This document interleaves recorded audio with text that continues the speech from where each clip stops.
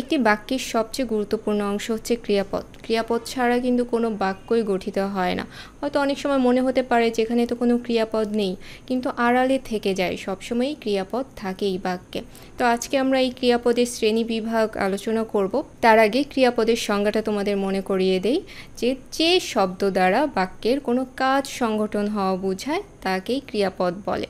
যেমন ছেলেটি গান গাইছে বা সে নিয়মিত পড়াশোনা করে। এই যে পড়াশোনা করে বা গাইছে এগুলো হচ্ছে ক্রিয়াপদ। এরকম যে কোনো কাজ সংগঠন হলেই তাকে ক্রিয়াপদ বলে। যদি কোনো কাজ কেউ না করে, কেউ চুপচাপ বসে আছে, এই চুপচাপ বসে থাকাটাও কিন্তু ক্রিয়াপদ, অর্থাৎ কিছু একটা করলেই সেটা ক্রিয়াপদ হবে। এখন ক্রিয়াপদের শ্রেণীবিভাগটা কেমন? সাধারণত আমরা বলে থাকি যে এটা 5 রকম বা 6 রকম। ক্রিয়াপদ কিন্তু সেরকম করে লিখলে চলবে না। ক্রিয়াপদকে দুইটা ভাবে শ্রেণীবিভক্ত করা যায়। একটি হচ্ছে ভাব প্রকাশের সক্ষমতা অনুসারে, আর একটি হচ্ছে কর্মপদের ভূমিকা অনুসারে। অর্থাৎ এই দুইভাবেই তোমাদের ক্রিয়াপদের শ্রেণীবিভাগ দেখাতে হবে। যখন পরীক্ষায় বলবে যে ক্রিয়াপদের শ্রেণীবিভাগ দেখাও, তখন কিন্তু যে কোনো একটা প্রকার লিখলে হবে না, দুই রকম করেই তোমাদের দেখিয়ে দিতে হবে। ঘাবড়ে যাওয়ার কিছু নেই, খুব বেশি ঝামেলা মনে হচ্ছে হয়তো, কিন্তু সংজ্ঞাগুলো দেখলেই বুঝতে পারবে যে খুবই সহজ সংজ্ঞা, এবং উদাহরণগুলো তো আরও সহজ। একটু বুঝলেই মনে রাখা খুব সহজ এবং গুছিয়ে লিখতে পারবে। প্রথমেই দেখা যাক ভাব প্রকাশের সক্ষমতা অনুসারে ক্রিয়াপদের শ্রেণীবিভাগটা কেমন। ভাব প্রকাশের সক্ষমতা মানে বাক্যের অর্থ পরিসমাপ্তি পেয়েছে কিনা, অর্থাৎ সম্পূর্ণরূপে বাক্যের অর্থটা প্রকাশ পেয়েছে কিনা। ক্রিয়াপদ যদি বাক্যের অর্থ সম্পূর্ণরূপে প্রকাশ করতে পারে তাহলে একরকম, আবার যদি প্রকাশ করতে না পারে তাহলে একরকম। তো এই যে ভাব প্রকাশের সক্ষমতা অনুসারে ক্রিয়াপদকে দুই ভাগে ভাগ করা হয়েছে। একটি হচ্ছে সমাপিকা ক্রিয়া এবং আরেকটি অসমাপিকা ক্রিয়া। সমাপিকা ক্রিয়া হচ্ছে যে ক্রিয়াপদ বাক্যের অর্থের পূর্ণতা দেয়, অর্থাৎ বাক্যটিকে পরিসমাপ্তি ঘটায়, সেইগুলো হচ্ছে সমাপিকা ক্রিয়া। যেমন বাবা ভাত খাচ্ছে, বা ছেলেটি পরীক্ষায় ভালো নাম্বার পেয়েছে, অথবা শফিক সারাদিন টিভি দেখে। এই যে ভাত খাচ্ছে বা পেয়েছে বা দেখে, এইগুলো হচ্ছে সমাপিকা ক্রিয়া। এইখানে কোনো অর্থের অপূর্ণতা নেই। তো যখন বলবো বাবা ভাত খাচ্ছে, তখন এইখানেই বাক্যের অর্থটি পরিসমাপ্তি লাভ করে, অন্য কোনো কিছু শোনার আকাঙ্ক্ষা থাকে না। কিন্তু যখন বলবো বাবা ভাত খেয়ে অফিসের উদ্দেশ্যে রওনা দিবে, তখনও কিন্তু এই যে ভাত খাওয়াটা ক্রিয়া, কিন্তু এটি বাক্যের অর্থটিকে পরিসমাপ্তি দেয়নি। কারণ ভাত খেয়ে এই পর্যন্ত বললে মনে হবে যে আরও কিছু আছে। যখন বলবো অফিসের উদ্দেশ্যে রওনা দেবেন, তখন এই যে রওনা দেবেন এটা কিন্তু আর একটা ক্রিয়াপদ। এই ক্রিয়াপদটি আবার বাক্যের অর্থের পরিসমাপ্তি দিয়েছে, অর্থাৎ বাক্যটি এখানে পূর্ণতা লাভ করেছে এই যে রওনা দেবেন এই ক্রিয়াপদের মাধ্যমে। কিন্তু ভাত খেয়ে এখানে ক্রিয়াপদ হলেও এখানে কিন্তু অর্থের পরিসমাপ্তি পায়নি।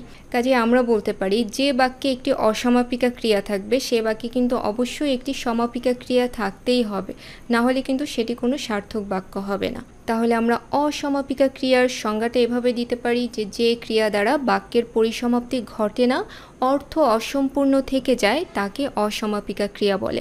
এখানে যতগুলো উদাহরণ দেখতে পাচ্ছ, এখানে প্রত্যেকটিতেই কিন্তু একটি অসমাপিকা ক্রিয়া আছে আর একটি সমাপিকা ক্রিয়া আছে। যেমন ছেলেটি পরীক্ষায় ভালো নাম্বার পেয়ে বিশ্ববিদ্যালয়ে ভর্তি হলো, এই যে ভর্তি হলো এটা একটা ক্রিয়া, আবার নাম্বার পেয়ে, এই পেয়েটাও কিন্তু একটা ক্রিয়া। পেয়েটা হচ্ছে অসমাপিকা আর ভর্তি হলো এটা সমাপিকা ক্রিয়া।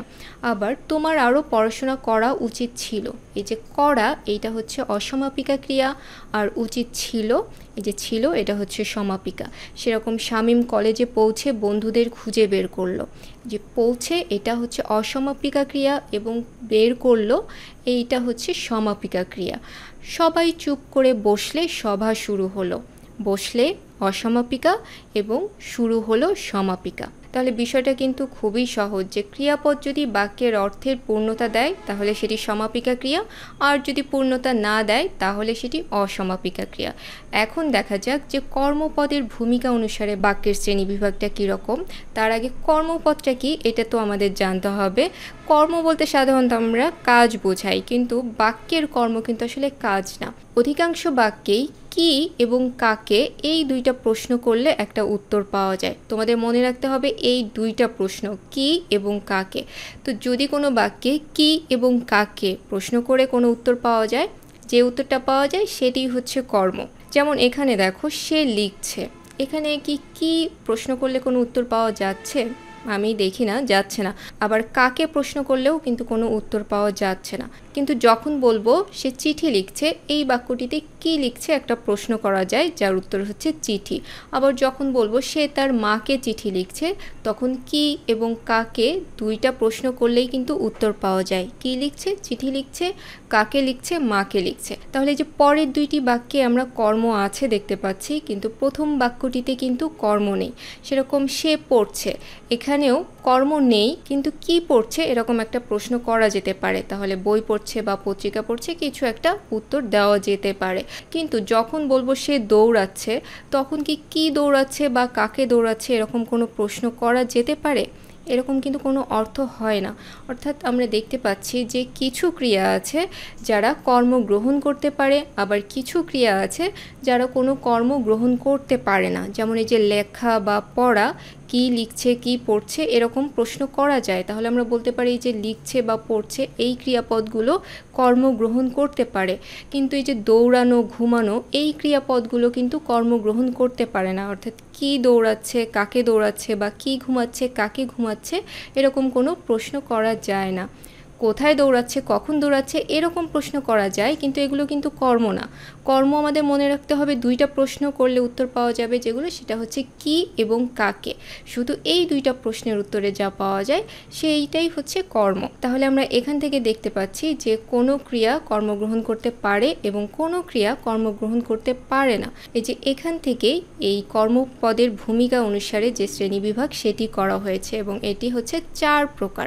অর্থাৎ প্রথমটি হচ্ছে সকর্মক ক্রিয়া, যে ক্রিয়াপদের একটি কর্ম থাকে, অর্থাৎ একটি কর্মপদ গ্রহণ করে, সেটি হচ্ছে সকর্মক ক্রিয়া। আমরা আগেই উদাহরণ কিছু দেখেছি যে সে চিঠি লিখছে। তো এরকম আরও কিছু উদাহরণ আছে, যে রাবেয়া ছবি আঁকছে, আমি চাঁদ দেখছি। এই উদাহরণগুলোতে কি লিখছে, কি আঁকছে, কি দেখছি এরকম প্রশ্ন করা যায়। আবার লোকটি তার ছেলেকে বকছে, এখানে কাকে বকছে এরকম প্রশ্ন করলে একটা উত্তর পাওয়া যায়। আবার পরের উদাহরণটা দেখো, মা রোজ রাত 10টায় খায়। এখানে কিন্তু কোনো কর্ম আপাত দৃষ্টিতে মনে হয় নেই, যে কি খায় বা কাকে খায় এরকম কোনো উত্তর তো নেই। তবে করা যেতে পারে যে কি খায় এরকম প্রশ্ন করলে একটা উত্তর থাকতে পারে। যে উত্তরটা বাক্যে নেই কিন্তু খায়, এই ক্রিয়াপদটি কর্মপদ গ্রহণ করতে পারে। অর্থাৎ বাক্যে কর্মপদ নাও থাকতে পারে, কিন্তু ওই ক্রিয়াটি যদি কর্মপদ গ্রহণ করতে পারে তাহলেও কিন্তু সেটি সকর্মক ক্রিয়া। এবং যথারীতি যে ক্রিয়া কোনো কর্মপদ গ্রহণ করে না সেগুলোই হচ্ছে অকর্মক ক্রিয়া। যেমন সে ভালো দৌড়ায়, এখানে কিন্তু কি দৌড়ায়, কাকে দৌড়ায় এরকম প্রশ্ন করা যায় না। আবার আকাশে পাখি উড়ছে, এখানেও এই উড়ছে ক্রিয়াপদটি কোনো কর্মপদ গ্রহণ করতে পারে না। মেয়েটি প্রতিদিন কলেজে আসে, এখানেও কি বা কাকে কোনো প্রশ্ন করা যায় না। গাড়িটি কিছুক্ষণের জন্য থামলো বা শিশুটি কাঁদছে। এই যে দৌড়ায়, উঠছে, আসে, থামলো, কাঁদছে, এই প্রত্যেকটি ক্রিয়াপদ কোনো কর্মপদ গ্রহণ করতে পারে না, কাজে এগুলোই হচ্ছে অকর্মক ক্রিয়া। এখন আমরা আগে একটা উদাহরণ দেখেছিলাম, সে তার মাকে চিঠি লিখছে। এই বাক্যটিতে কিন্তু দুইটি কর্ম আছে, অর্থাৎ কি এবং কাকে দুইটা প্রশ্ন করলেই উত্তর পাওয়া গিয়েছিল। তাহলে যে ক্রিয়া দুইটি কর্মপদ গ্রহণ করতে পারে সেইগুলোই হচ্ছে দ্বিকর্মক ক্রিয়া। অর্থাৎ 3 নম্বরে আছে আমাদের দ্বিকর্মক ক্রিয়া। সংজ্ঞাটা এরকম যে যে ক্রিয়ার দুইটি কর্মপদ থাকে তাকে দ্বিকর্মক ক্রিয়া বলে। খুবই সহজ। সকর্মকে ছিল একটি ক্রিয়া, অকর্মকে কোনো ক্রিয়া নেই, আর দ্বিকর্মকে দুইটা কর্মপদ আছে। সব শেষে আছে আমাদের প্রযোজক ক্রিয়া। এই প্রযোজক ক্রিয়া বিষয়টা আগেরগুলো থেকে একটু আলাদা। যেমন আগের সব উদাহরণে আমরা দেখেছি যে কর্তা যে, অর্থাৎ সাবজেক্ট, সে নিজেই কিন্তু কাজ করছে, কিন্তু প্রযোজক ক্রিয়ায় আমরা দেখব যে কর্তা নিজে কাজ করে না, কর্ম কাজ করে। যেমন সুমাইয়া তার ছোট ভাইকে পড়াচ্ছে। এই উদাহরণটি লক্ষ্য করো, এখানে সাবজেক্টকে সুমাইয়া, কিন্তু পড়ার কাজটা কে করছে? সাবজেক্ট কিন্তু করছে না, করছে ছোট ভাই, অর্থাৎ যে এই বাক্যে কর্ম ছিল। অর্থাৎ প্রযোজক ক্রিয়ার সংজ্ঞাটা এরকম যে যে ক্রিয়া কর্তার মাধ্যমে সংগঠিত না হয়ে অন্যের মাধ্যমে সংগঠিত হয় তাকে প্রযোজক ক্রিয়া বলে। এখানে যত উদাহরণ দেখতে পাচ্ছ প্রত্যেকটি কিন্তু কর্তার মাধ্যমে ক্রিয়াপদটি সংগঠিত হচ্ছে না, সংগঠিত হচ্ছে কর্মের মাধ্যমে। যেমন মা শিশুকে চাঁদ দেখাচ্ছেন, এখানে সাবজেক্ট হচ্ছে মা আর কর্ম হচ্ছে শিশু, কারণ কাকে প্রশ্ন করলে এই যে শিশু উত্তরটি পাওয়া যাচ্ছে এবং দেখার কাজটা আসলে কে করছে? শিশুই করছে। আবার লোকটি বাচ্চাদের গান শেখাচ্ছে লোকটি, কিন্তু আসলে শেখার কাজটা করছে কিন্তু বাচ্চারা। সেরকম সাপুড়ে খেলা দেখাচ্ছে, এখানে সাবজেক্ট হচ্ছে সাপুড়ে, কিন্তু খেলাটা শেষ পর্যন্ত কিন্তু সাপই খেলছে, অর্থাৎ কর্তা অন্য জনকে দিয়ে কাজটি করাচ্ছে। যে সুমাইয়া, মা, লোকটি বা সাপুড়ে এরা প্রত্যেকেই কর্তা এবং কর্ম হচ্ছে ছোট ভাই, শিশু, বাচ্চারা এবং সাপ, এই প্রত্যেকটি হচ্ছে কর্ম এবং কাজ করছে এই কর্মরাই। কাজে এই ধরনের বাক্যে যে ক্রিয়াপদগুলো থাকবে, যে কর্তার মাধ্যমে আসলে ওই ক্রিয়াপদটি সংগঠিত হচ্ছে না, সংগঠিত হচ্ছে অন্য কারো মাধ্যমে, কর্তা যাকে দিয়ে করাচ্ছে, তো এইগুলোই হচ্ছে প্রযোজক ক্রিয়া। তাহলে এই যে ভাব প্রকাশের সক্ষমতা অনুসারে এবং কর্মপদ গ্রহণের সক্ষমতা অনুসারে যে ক্রিয়াপদের দুইটি শ্রেণীবিভাগ আমরা দেখলাম, এর বাইরেও কিছু ক্রিয়াপদ আছে।